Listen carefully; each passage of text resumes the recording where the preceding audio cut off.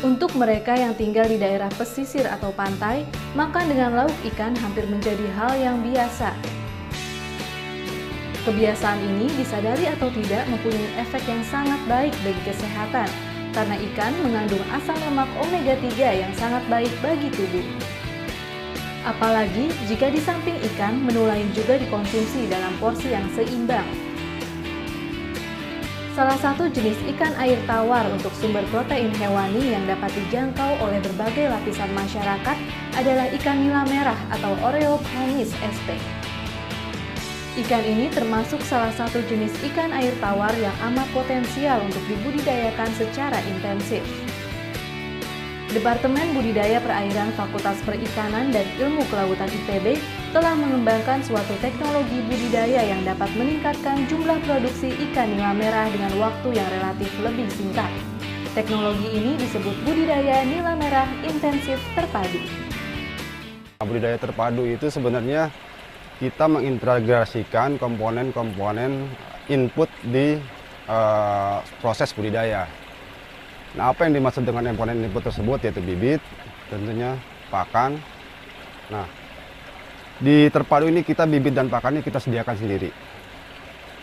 Intensif mengandung arti padat tebar, di mana padat tebarnya cukup tinggi dibandingkan dengan yang konvensional.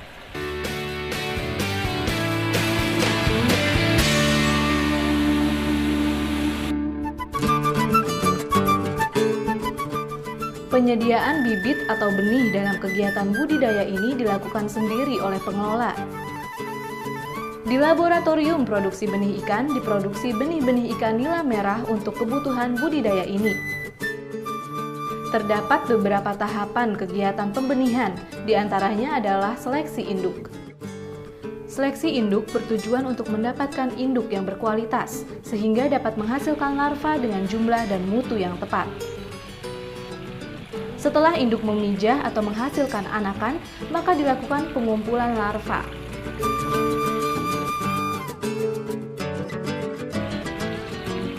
Setelah terkumpul, kemudian dihitung dengan metode sampling. Dan barulah dipindahkan ke dalam kolam pendederan.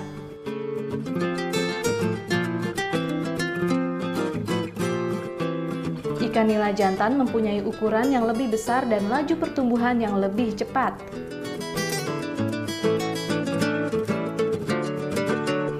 Untuk itu diterapkan teknologi seks reversal agar larva dapat diarahkan menjadi jantan melalui penggunaan hormon 17 alfa-metil-testosteron yang dicampurkan ke dalam pakan larva.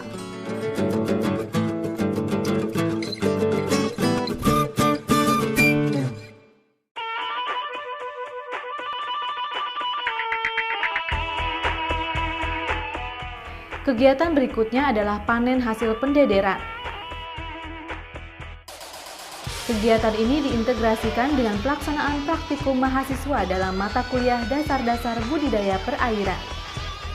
Hal ini dimaksudkan agar mahasiswa mempunyai pengalaman budidaya ikan secara nyata. Ikan-ikan hasil pendederan setelah dikumpulkan harus dihitung jumlahnya, agar pengelolaan lingkungan budidaya dan pemberian pakan dapat terukur secara tepat.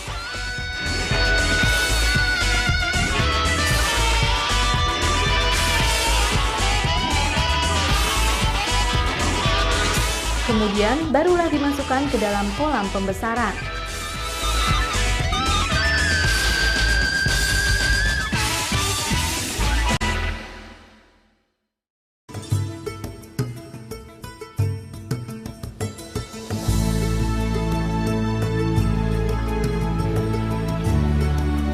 Untuk pasokan pakannya, pengelola memproduksi sendiri melalui laboratorium pembuatan pakan ikan.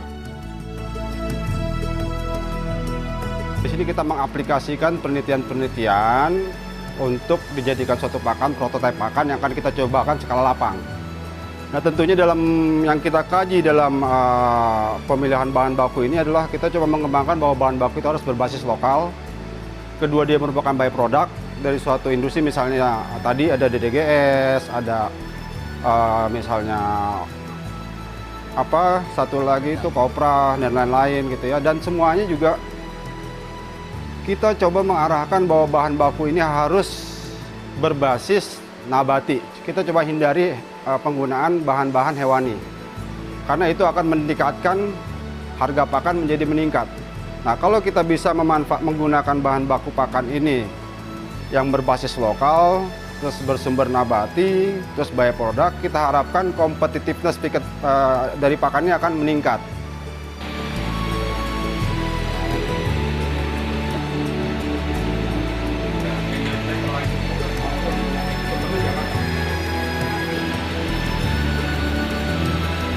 Dengan mengaplikasikan teknologi hasil penelitian di Departemen Budidaya Perairan, maka dihasilkan pakan yang berkualitas.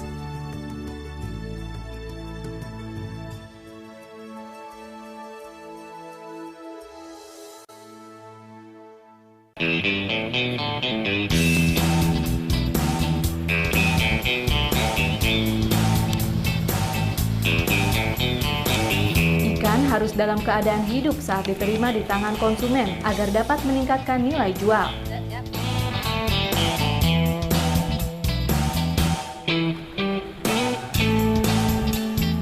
Untuk itu, kegiatan pemanenan mengupayakan agar ikan tetap hidup, sehat, dan tidak stres.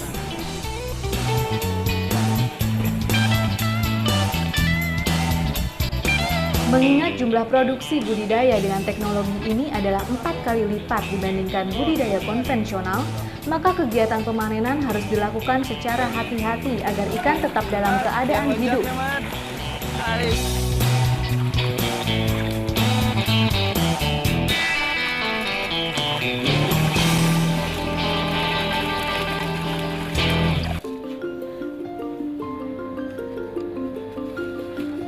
Kegiatan paling akhir adalah pendistribusian hasil panen ikan ke konsumen.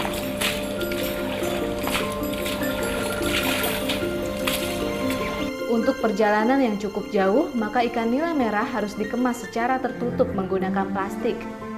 Agar ikan tetap hidup sampai tujuan, maka ditambahkan es batu sebagai penurun temperatur air dalam wadah plastik kemasan.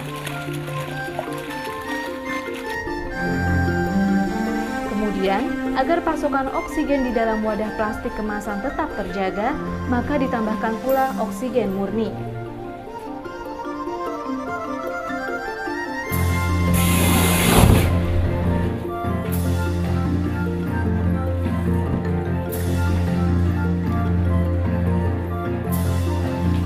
Ikan yang telah dikemas dalam plastik disusun rapi di atas mobil pengangkut.